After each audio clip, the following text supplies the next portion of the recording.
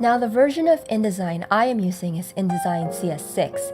Now I am aware that a lot of people are already up to CC, but setting up a zine is actually pretty basic, so everyone should have the same basic functionality. So let's create a new document, and it's going to be for print, and the zine is going to be 20 pages, and I'm actually going to turn off facing pages, and the reason for this will be clear later. And for page size, we're going to make it 5 inches by 7 inches, which is the size of the zine. And if you just type 5 in and 7 in, InDesign will convert that into the appropriate picas and points. Now, if you go to more options on this side, you'll see that you get the options for bleed and slug. And so for bleed, we want 1/8 inch. So if you just type 1/8 for 1/8 and type inch, it will also convert that into the appropriate picas and point system and hit OK. And as you can see from our little page window here, here are all the pages, and there are 20 of them. And so this red line is actually our bleed, and this bold black edge right here is the actual size of our zine. So this is where it's going to get cropped or trimmed. And in our case, this is 5 by 7. So as you can see, InDesign set this up for us automatically for all pages. So now let's drop down our Photoshop pages into this InDesign layout. So if we go to File, Place, and we go to the appropriate folder, you're actually going to see that I created versions of her pages with bleed. So if you went back to the beginning of the video, you saw that when I opened up one of these files, it was exactly 5 by 7. So it was exactly the size of the zine. So it did not have an extra 1/8 inch bleed all around it.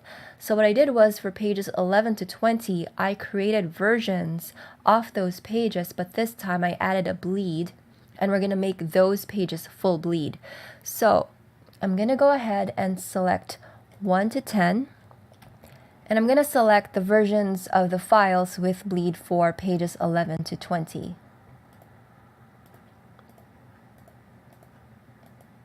And hit open. So if you look at our cursor, it actually turned into little thumbnail images of our files. And if I hover over one of the corners of the page, the black cursor turns white, and that just means that it's going to place the page and snap it against that corner. So for pages 1 to 10, we're going to use this crop/trim corner and not the bleed corner, because pages 1 to 10 don't have bleed built into the Photoshop file, so it's going to be exactly 5 by 7. So I'm going to hover over this corner until my cursor turns white, and I'm going to click. And so that is page 1. And so I'm going to scroll down and hover over page 2 until that turns white.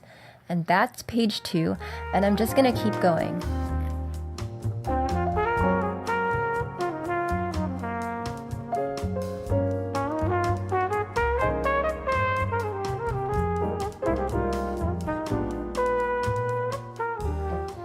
Alright, so now that we're at page 11, remember for pages 11 to 20, I created a bleed. And you can see there's a border around my thumbnail. So now I'm going to make my cursor go all the way to the red corner until my cursor turns from black to white. And I'm going to place page 11 down. And as you can see, my image is now filling the whole area, including the bleed, exactly. So this is what a page with bleed looks like. Your image is going to extend past this black crop and trim mark, and it's going to go into the bleed area. And it doesn't have to be exactly on the red area. You can create an even larger bleed than this, but for our purposes, I made it exact. So I'm going to go ahead and fill in the rest.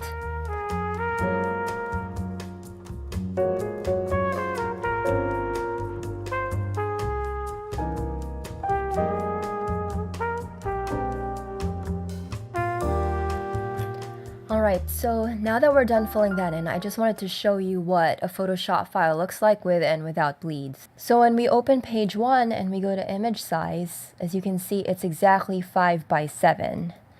And if we open page 11 with bleed, as you can see, the image size is 5.25 by 7.25. So that 0.25 represents that I added an extra 1/8 inch of bleed all around this Photoshop file. So a couple of notes: if you want to do what I just did and you want to be able to place multiple files all at once in the correct order, then you have to name your files in alphabetical or numerical order. So for example, if page 01 was named 901, then InDesign is going to place that at the end of the placement order. So it's very important how you name these files, and it has to be in order. The second is that if your page doesn't require full bleed, meaning, for example, page 1, there's nothing really that needs to go all the way to the edge, it's okay to create your file to be actual size. So this is 5 by 7, and so as you can see, I dropped it into the crop area, and I didn't need to extend this whole area into the bleed. However, if you have elements of your page that need to go all the way to the edge for trimming purposes, then you definitely need to create a bleed. You need to make your artwork extend past this crop and trim mark into the bleed. And if you want more information about this, please watch Booklet Basics Part 1. Alright, so now that you've dropped down all your pages in InDesign, let's talk very briefly about how you might export this for your printer. So let's pretend this is a one-color zine and you don't need to separate the colors and export them out as individual PDFs. So for Pindot Press, we actually prefer InDesign packages. And what we mean by that is an InDesign package is basically a folder which has your InDesign layout file in it, as well as all linked original files. And the way to generate that is to go to File, Package, and then Package again. It's going to prompt you to save your InDesign template. So I'm just going to save it on the desktop, and I'm going to call this Greer Zoology template, and save, and then hit continue. And so it's going to ask you to create a folder to put your package in, and so it's just going to generate a folder name for that, and so hit package. And if we go to my desktop, we can see that the InDesign package is right here, and it's called Greer Zoology Template Folder. And if I open this folder up, you can see that it's got the InDesign Greer Zoology template, as well as all of the linked original Photoshop files in it. So now let's take a look at other export options. So the first one we're going to explore is creating PDFs of individual pages, because I've actually worked with some laser printers that requested this. So if you go to File and Adobe PDF Presets, we're going to start with High Quality Print. And let's save that as Greer Zoology PDF. And we're going to export it as pages and not spreads. And I'm going to turn off downsampling. And I'm also going to turn off compression.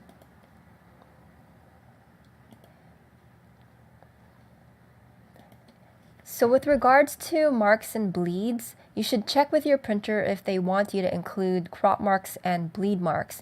So the laser printer that I worked with to do my Garden in Manila laser zine wanted both crop and bleed marks. So I turned on crop marks and bleed marks. And very important, you have to check use document bleed settings so that it will know that it should use the 1/8 inch bleed all around that you set for this document. So I'm just going to go ahead and export. And so as you can see, here is the Greer Zoology PDF that we just exported. And here is page 1. And this is the crop mark, and that is the bleed mark. So let's take a look at page 11, which would have a bleed. So as you can see, here's the crop mark, and here is the bleed mark. So the artwork is extending all the way to the bleed mark. So this is how you would generate single-page PDFs with crop and bleed marks on the PDF if your printer requires it. Now, if your printer does not want crop or bleed marks, then you would just uncheck those options when you're exporting your PDF. Now, Pindot Press does not like crop and bleed marks because when we print in Riso, there's a little bit of movement, so there's always a danger of your crop and bleed marks accidentally showing in the final trim. So Pindot Press also does not like single pages because we would like all your pages to be laid out as spreads and organized into booklet ordering. So I'm going to show you how to generate that. Alright, so now we're going to take a look at exporting your zine as PDF spreads and booklet ordering. So before we start this whole process, I want to warn you that this is actually a little bit tricky and kind of annoying. So if you don't want to deal with this part of the process, please just package your InDesign files and send over the whole package, and we will deal with this part of the process. Otherwise, let's keep going. So let's go to File and go to Print Booklet. And the first thing we're going to do is go into Print Settings. So under Printer, you're going to choose PostScript File, and under PPD, you're going to choose Device Independent. And this is probably the only option that most of you are going to have. Under Options, you want to click on Print Blank Pages. And this is very important because if you have a blank page without any art or text in it, then InDesign, if you don't click on this, will ignore your blank page and shift only those pages with art, text, images, and other elements in it together. And so it's going to mess up your ordering and your numbering if you have a blank page and you don't click this. So make sure that's clicked. Under Marks and Bleed, we're not going to have any crop or bleed marks, but we are going to use our document bleed settings. And so that's it. And under Preview, you can see that the booklet is being ordered in booklet ordering. So here's 20 and 1, and 2 and 19, and 18 and 3, just like in our cheat sheet. So it's going to do this all for you automatically. And so we're going to hit Print, and we're going to save this as Greer Zoology Template PostScript, and save. So that's just generating the PostScript file. Now to convert this PostScript file into PDF, we're going to need to go into Acrobat Distiller. So open up Acrobat Distiller, and we're going to start with the default settings of high quality print, but we're going to edit that further. So if you go to Settings, edit Adobe PDF Settings, first we're going to go into Images, and we're going to turn off all downsampling, and we're also going to turn off all compression.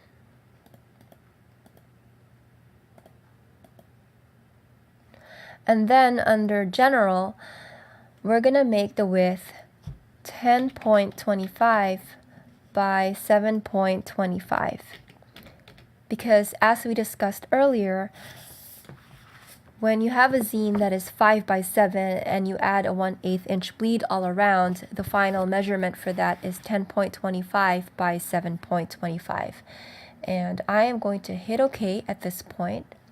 It's going to prompt you to save this as a preset, so just go ahead and do that. And you're going to take the PostScript file that you generated from InDesign, and you're just going to plop that into Acrobat Distiller, and it's going to generate the PDF for you based on the high quality print settings that we specified.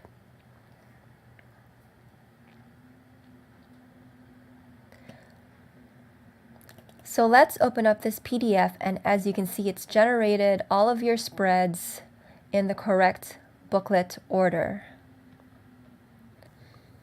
So let's actually check a couple of spreads on this PDF based on the Photoshop template that we created earlier. So if we go into Photoshop, and this is the template that we created earlier on this tutorial, let's take a look at one side A, which is 21. And so here is 21, and that looks good. So now let's take a look at B side. That looks good. Now let's take a look at 2 side A, which is 18.3.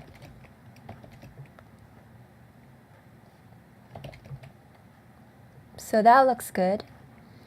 And let's take a look at the last one, which is 4.17.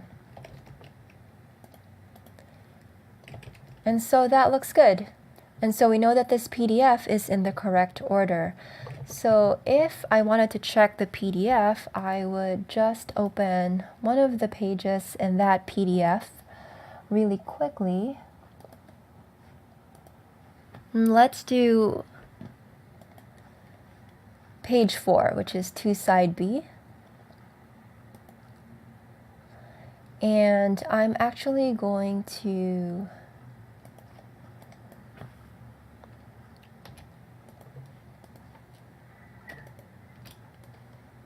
group that, and I'm going to duplicate that group into our Photoshop Zine layout to check it. Let's do 4.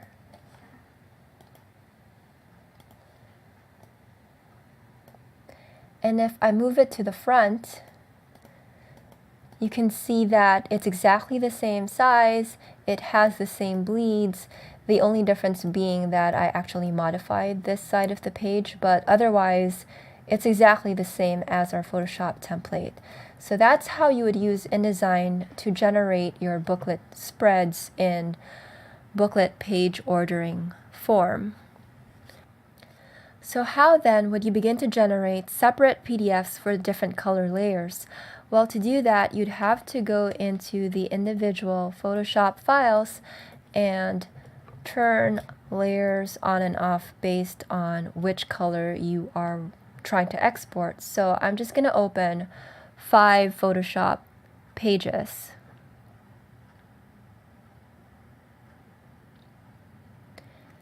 And we're just going to do the blue layer. So I am going to only turn on the blue layer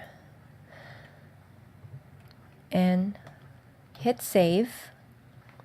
So for page 2, I'm only going to turn on the blue layer and hit save.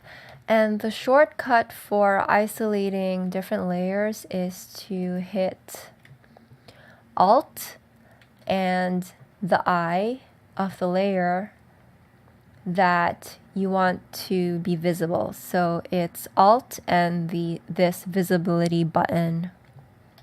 And that just, instead of having to click through all these different eyes, you can just go into this blue eye, hit Alt and click. And that's going to turn off all the other layers except for blue. So I'm just going to double check everything. Yep. So it looks like I have only the blue layer turned on for all of these Photoshop pages. And we're going to go back into InDesign. And there's this warning symbol here showing that your links have now been updated. So you can double click to update that link, or you can just go up to this twirl down menu here and update all links. So it's going to update all the links all at once. And so as you can see, all the pages from 1 to 5 are only showing the blue layer. We didn't do page 6, we only did 1 to 5, so that's the only thing that's going to change. And so you would go through the whole process of going to File, Print Booklet, and exporting this. So once again, File, Print Booklet. It should remember your last print settings. So we're going to do Print, and we're going to do Postscript, and then just put blue. And you're going to click on your blue PostScript file and pop that into Acrobat Distiller, and it's also going to remember that preset. If not, then you had saved that preset when we were first modifying it, so you can just select that under the default settings. And then when we open up the blue PDF, as you can see, page 1, 2, 3, 4, 5 is only showing the blue layer. So you would go in to all your Photoshop files and just turn on the blue layer and then update your InDesign and then generate a PDF based on that. And it's going to be the same process for all your different colors. So in this case, it would be turning on the red layer only or the black layer only. So just make sure that you turn on the correct layers. So make sure you don't accidentally turn on the red layer for page 1, and then turn on the blue layer for page 2, because that's what's going to show up on your PDF and it's going to mess up the print job. So double check everything before exporting your PDFs, and then double check it again to make sure that when you send it to your printer, there's no mistake as to the color separation. And also, you should always provide your printer with a color proof so that they can check the final prints against that and let you know right away if there's something wrong with your PDF files. Otherwise, they might just go with it because they don't know what your final image should look like, so you might end up getting back your zine or your print and it looking completely wrong. So I'd like to talk very briefly about one way that I have seen InDesign being used to do layout with color separations, and that is to generate different color PDFs or JPEGs of your page. For example, here we have a JPEG that is black and the corresponding blue, red, and yellow JPEGs off this page. So let's put that into InDesign. So what I've seen is people will create layers. So I'm going to call this layer black, blue, red, and yellow. And actually people might get real fancy and also color code the different layers so that it's extra clear what color each layer corresponds to. So then they're going to place the different color PDFs or JPEGs into each layer. So here's black. So I'm going to put that in there. And then I'm going to click out, and then I'm going to click on the blue layer, and I'm going to go File, Place, grab the blue layer, and also put that there. And then I'm going to click out, and I'm going to grab the red layer, and I'm going to go File, Place, and place the red layer there.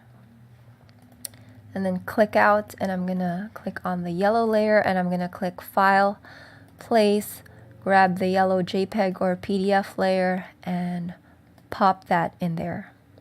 And so now I, as a printer, can just turn the black layer on, and all these pages will just be the black layer.